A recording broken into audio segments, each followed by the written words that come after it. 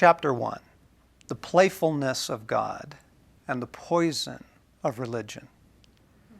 This episode takes place a week or so after Jesus saunters out of the tomb he borrowed. The Apostle John, one of Jesus' most intimate friends, recounts it like this. Simon Peter, Thomas, Nathanael from Cana, the sons of Zebedee, and 2 other disciples were together. "I'm going out to fish," Simon Peter told them, and they said, "We'll go with you." So they went out and got into the boat, but that night they caught nothing. Early in the morning, Jesus stood on the shore, but the disciples did not realize that it was Jesus. He called out to them, "Friends, haven't you any fish?" "No," they answered. He said, "Throw your net on the right side of the boat, and you will find some." When they did, they were unable to haul the net in because of the large number of fish. Then the disciple whom Jesus loved said to Peter, "It is the Lord!" And as soon as Peter heard him say that, he wrapped his garment around him, for he had taken it off, and jumped into the water. So many things are delicious about this story, it's hard to know where to dive in. First, the boys have gone fishing. Can you blame them? The events of the past week have been, to say the least, overwhelming. The emotional high of the triumphal entry, palm branches waving, crowds shouting Hosanna, it all crashed lower than anyone thought possible. Their beloved Jesus was tortured, executed, and tombed. But then, fantastic beyond imagining, he appeared to them again, alive, twice, though at this moment, they're not sure where he's gone off to. Not really sure what to do next, unable to endure one more agonizing moment waiting around the house, they do what any self-respecting angler who needs to get out and clear his head does. They go fishing. Apparently, fishing naked, or darn close to it. Notice that Peter had to put his clothes back on. Okay, now notice how casually Jesus enters the scene. His best friends don't even know it's him. This is the resurrected Lord, mind you, okay? Ruler of the heavens and the earth. Think Mount of Transfiguration. Jesus could have announced his risen presence on the beach with radiant glory. He knows there is nothing in the world that would help his mates more than to see him again. He certainly could have shouted in his commanding way, "It is I, the Lord, come thou unto me." He doesn't. He does the opposite. He hides himself a little bit longer to let this play out. He simply stands on the shore, hands in his pocket like a tourist, and asks the question curious passers-by always do of fishermen, "Catch anything?" The nonchalance of the risen Christ here is absolutely intriguing. Whatever Jesus is up to, the moment is loaded for his next move. Now, 2 more things are needed to set the stage properly. First, what would you guess Jesus' mood is this particular morning? Surely he must be happy.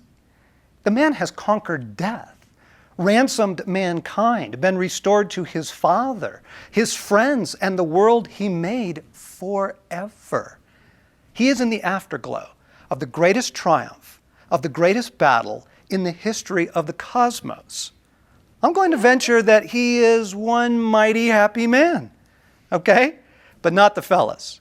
They've been up all night, nothing to show for it, bleary, half dead at the oars while the boat rocks back and forth.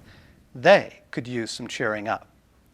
Lastly, how did these, his closest brothers, first meet Jesus?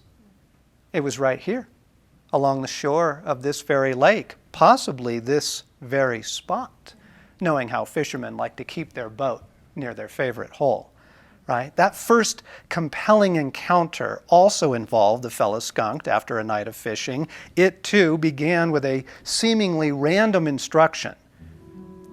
Put out into deep water and let down the nets for a catch.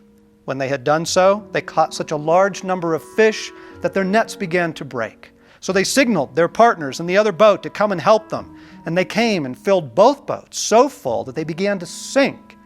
So they pulled their boats up on shore, left everything and followed him. So, here the famous disciples are 3 years later. They've pulled another all-nighter off that same beach.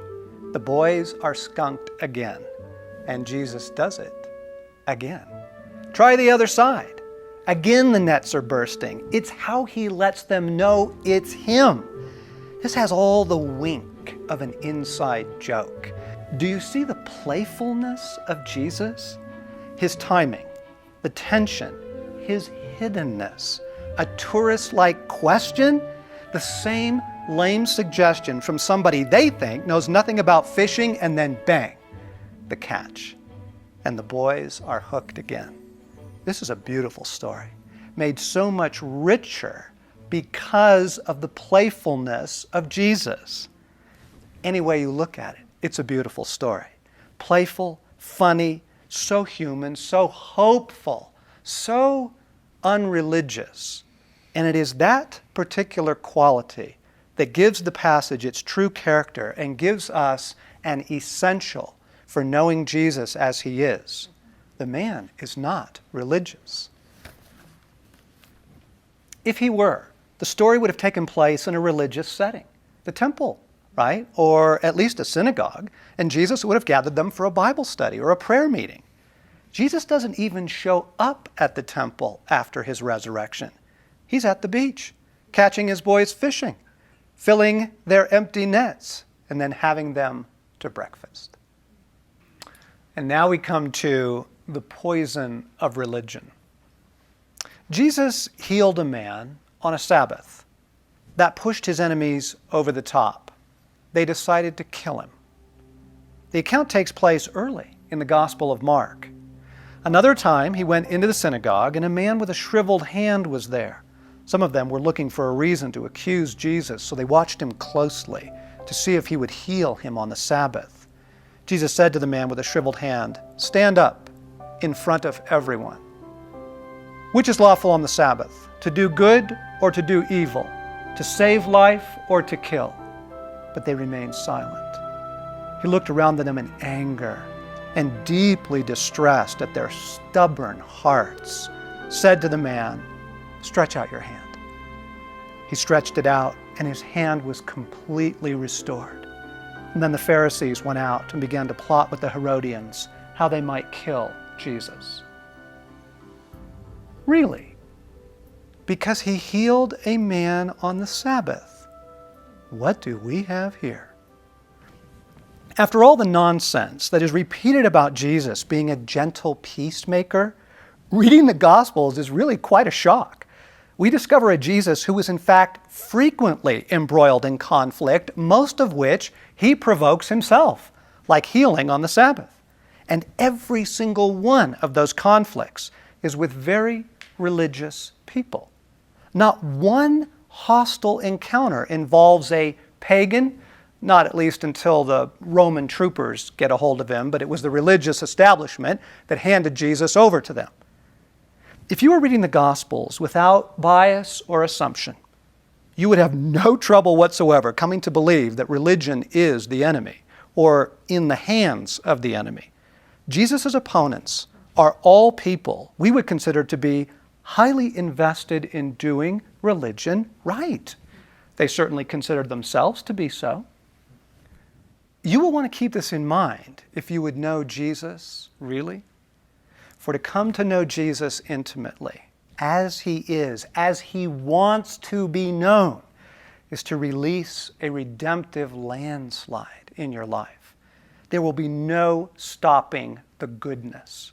The first purpose of your existence will be resolved, and from there you are set to fulfill all of God's other purposes for you. Now, do you really think that the enemy of our souls, the arch enemy of Jesus Christ, is simply going to let that happen? Satan is far too subtle to rely on persecution alone. His most masterful works are works of deception. Ask Adam and Eve about this when you see them. So the deceiver deceives by means of distortion, and his favorite tool is to present a distorted Christ. Not so blatant as a bad fish, but through the respectable channels of religion. Consider this one piece of evidence. Millions of people who have spent years in church, and yet they don't know Jesus personally.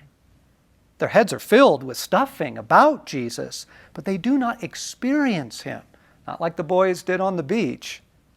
There are millions more who love Jesus Christ, but experience him only occasionally, more often stumbling along short of the life he promised, like Lazarus, still wrapped in his grave clothes.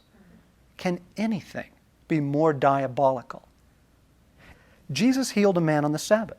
His enemies decided to kill him. Do you really think that's over? Why would that have ended with the time of Christ? I mean, really now, it would be just a little arrogant for us to assume that we could not fall under the same religious haze.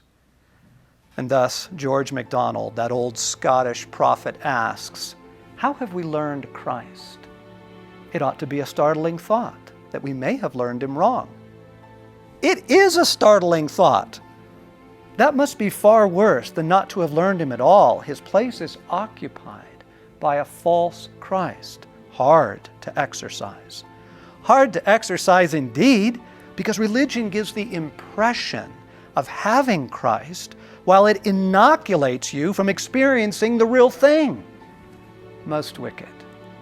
If you want to ruin an economy, flood the market with counterfeit bills.